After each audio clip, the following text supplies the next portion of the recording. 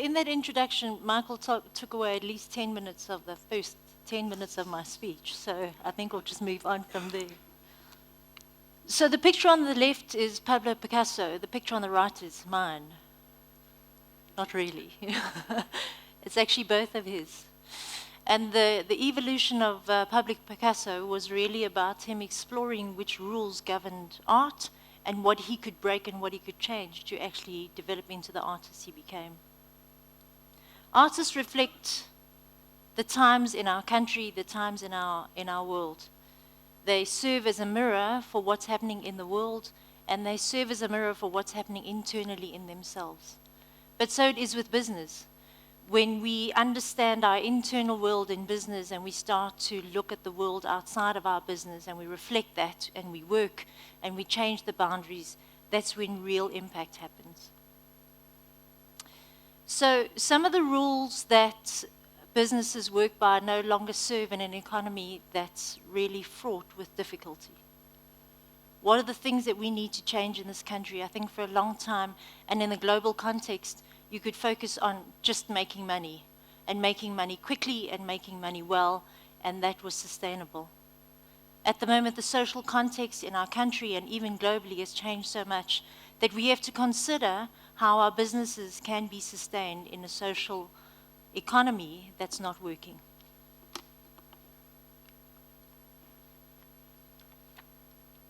So look at that picture. They're actually just concentric circles. Do they intertwine? Or don't they? I was watching TV the other night. My husband likes watching TV to de-stress. I hate watching TV. So I always take my laptop with me, and I'm always working and doing other things at the same time. But the one thing that caught my interest was that there's a whole lot of coral reefs at the moment. I don't know what you know about the environment. But there are a whole lot of coral reefs that are dying, bleaching, losing their color and dying at the moment. And they probably won't recover. And what's changed in the water is 0.5 degree centigrade. That's it. It's gone up by 0.5 degree, which seems like nothing. But actually, it's a consistent 0.5 degree change in the water temperature that it's decimating coral across the reefs. And they can't seem to stop it. And so when you look over and their drones, Al, you were speaking about the drones and the new technology. When they go with drones now, a lot of the coral reefs are just white and bleached and dying. So in South Africa, I don't think you can contemplate sustainable business without considering social impact. We work in communities all over the country. And we're starting to sense a real hopelessness of people, not people who are unemployed, but people who are starting to realize they will never be employed. And I mean, that's quite a hard thing to understand, because we all have jobs and we have a purpose and we have some way of looking after our families. But actually for a large group of people who are being retrenched and going out into community, they're starting to understand that they will never get employment again. That's really tough.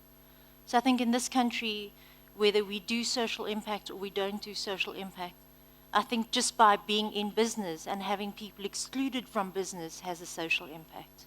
People who know that they're going to be excluded and will not be included in the future. I had the privilege of going to 2 communities recently to source kids for learnerships. And it was very easy. It was going to be grade 12s. They had their matric certificates.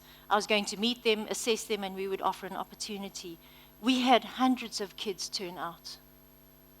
Most of them, in fact all of them, had matric certificates or an equivalent, and I could offer opportunities to maybe 15 in each community. And out of the kids who brought their matric certificates, they were heading towards kind of 30 years old, and I can't offer them much at all. Just very tough. And they came with their bags, and they came with their CVs, and they came with all the ID documents. And I must say, traveling to those 2 areas was tough to come home to realize that we offer opportunities, but there's so much more that we need to do. So we can choose to consciously create social impact that has massive long-term change, or we can choose to just know that we impact by being. So why that slide? That slide is because I taught maths for 15 years, and every presentation has to have a math slide, right? Maybe in this context, you guys will understand stuff my kids never understood in the classroom.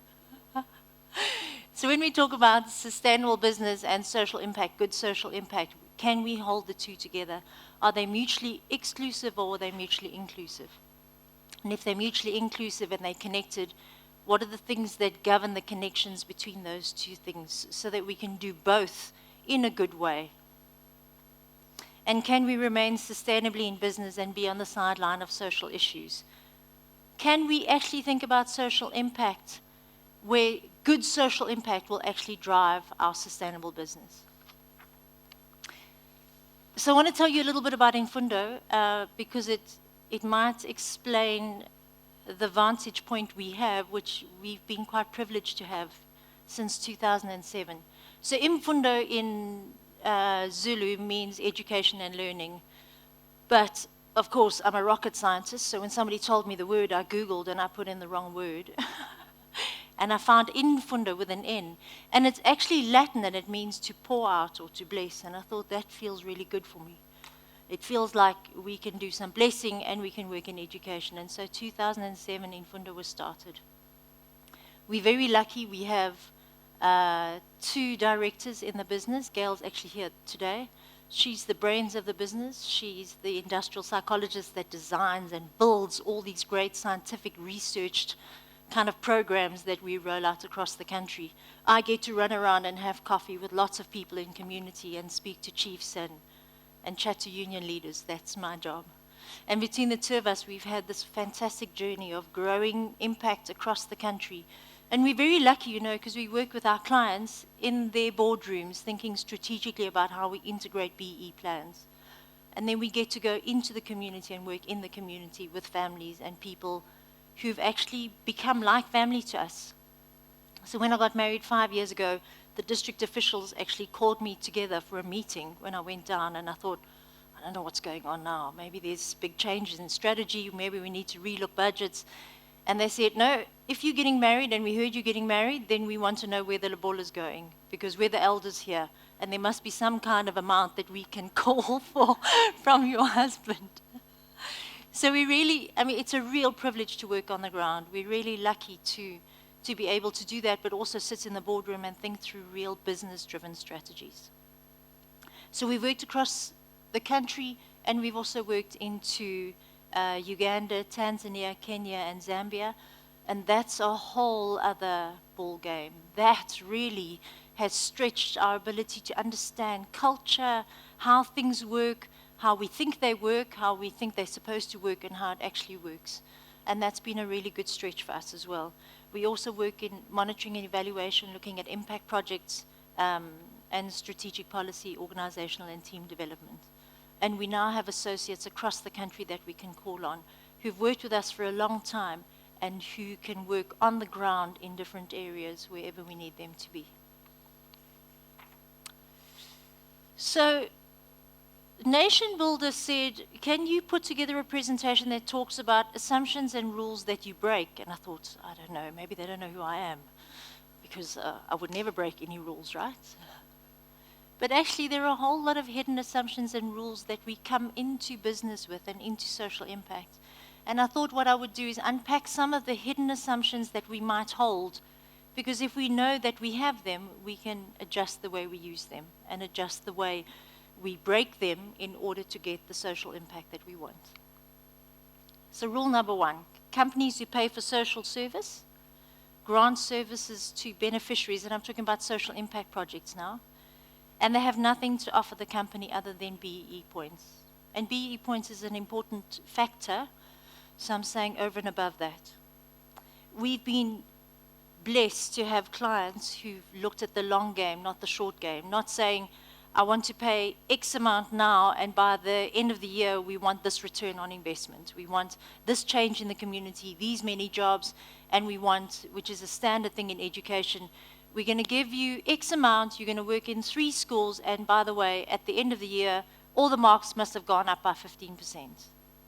I mean, that's just, you can go in and you can manufacture that, but actually the long game says you need to look at why those marks are where they are and what that means. And also, what are we measuring when we look at those marks? The matric kids who came to me for the learnership opportunity, all had matrics, all had 50s and 60s for English. And when we gave them functional literacy tests, they didn't do well at all. So what do those numbers mean? So we really have been blessed.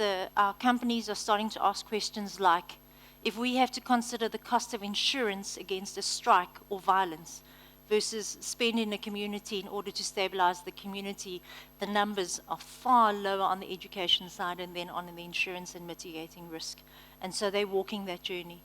In one community, they've been investing for 10 years, and recently in the last 3 years, they started to realize that their management team, their children needed tutoring. And we were able to find through our community networks a phenomenal guy who can teach maths and science and who are now tutoring their own children. So it's been a real win-win-win. But it's been an investment of 7 to 10 years to start to see direct return as well as stability in communities. Second one, and I think if you heard Charlene, you'll understand that traditionally there was a thing of, oh, well, it's the person who has nothing left to do. They can go and do the social stuff because you just need to go out and paint walls. But actually the space is really difficult. And so you need multi-layered, very highly professional people who have high levels of skill who work there. So we're very fussy about who we put into our community projects. They're often executive coaches and facilitators.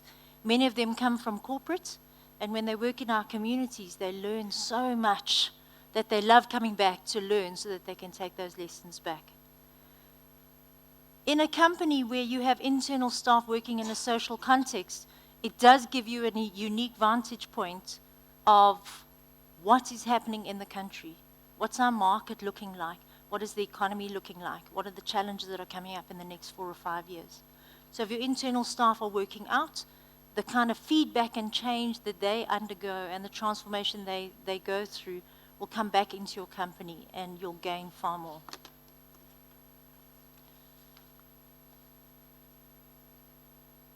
Sure, you have to know it all. We use very scientific-driven design processes, but the community always decides the pace and the depth and the timing of everything that we do, because it's centric, it's customer-centric, it's client-centric, it's community-centric. And so it's always a partnership of people rather than an imposition of our view on somebody in a community where we don't even live. My role model in this is the New Zealand Prime Minister, Jacinda Ardern, whose sense of vulnerability and compassion and heart in the worst times after the Christchurch massacre told me how you can be vulnerable and not need to know everything. And if the Prime Minister of New Zealand doesn't need to know everything, I don't need to do everything. What's the other assumption that we can come in with? How do we create profit when there's so many people who don't have what we have? How can we build a sustainable business looking at money and bottom line when there's so many people who don't have? So Sizwe this morning spoke really well, but he didn't speak much about the Future Nations schools. And there's a crop of schools that are coming up in the country. Future Nations, Spark, Kuro, you must know of those, who are all offering a massive social service into communities that wouldn't have been possible, and yet their businesses are being sustained through providing a social service. If you look at independent schools now, and many of you might be involved in independent schools, there are some independent schools in Joburg who have lost a third of their entire cohort of children across the board, from grade R to grade 12. They've left the country. The ability to sustain a business with only one focus and on an ability to offer a service into the country is going to become more and more difficult in the times that we're facing. And then just a side note, so we consider employment and then we think, sure, we don't really have the money. Do you know that minimum wage is 160 Rand per day, but it costs us as taxpayers 300 Rand per person per day to be incarcerated? So almost double the amount of our taxpayers' money is keeping people in jail. That's the cost per day. Scary, eh? It also means if I go to jail, I'm going to get double the impact of minimum wage. But anyway, that's a different discussion.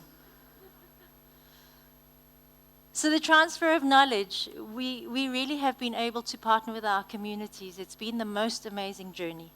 And I wanted to tell you about a network that's a global network called the Honeybee Network. The Honeybee Network is a platform where innovators and rural people from 75 countries are putting their innovations in. And there's actually a scientific NGO that's convening all of that and starting to build a databases of the kinds of innovations that are working on the ground which can be replicated. And let me tell you, when you are 100% desperate, you're 100% aligned to innovation in order to solve the problems.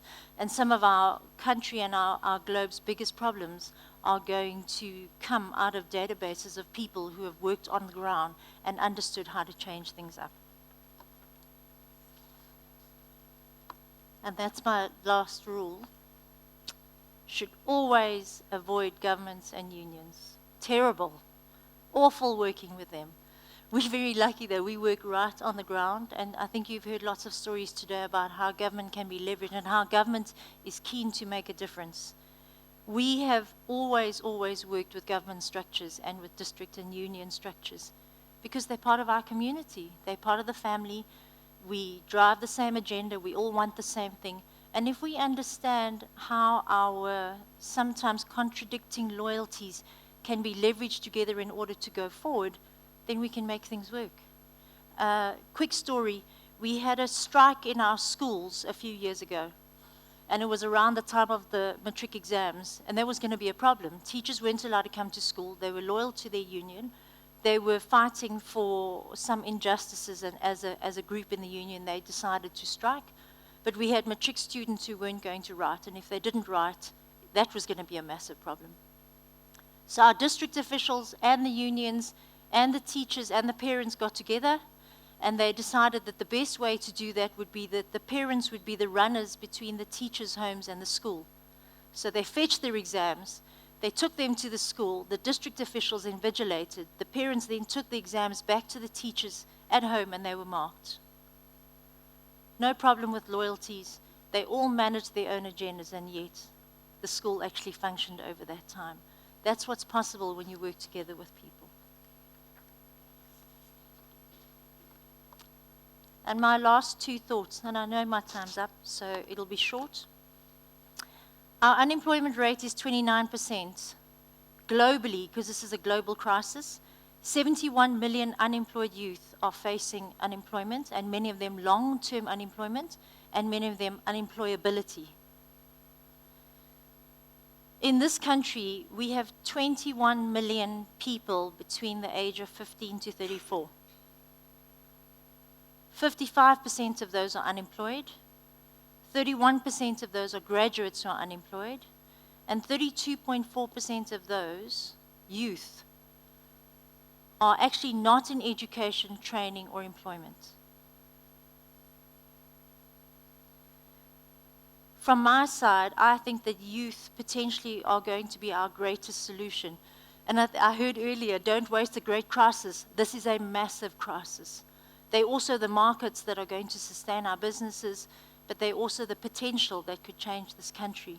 And I really do call on you today to think very carefully about the areas we can work in the country where we can not do good, but leverage opportunities that are there.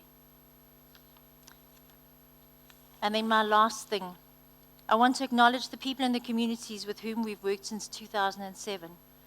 The lessons we've been privileged to learn through the grace and courage of teachers, youth, clients, and partners.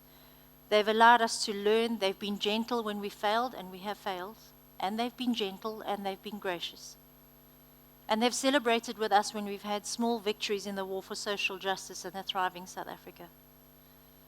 Our work and the work that we're privileged to do is really a testament to the resilience of marginalized communities to find their voice and take up their rights to ensure a better future for all of us. Thank you.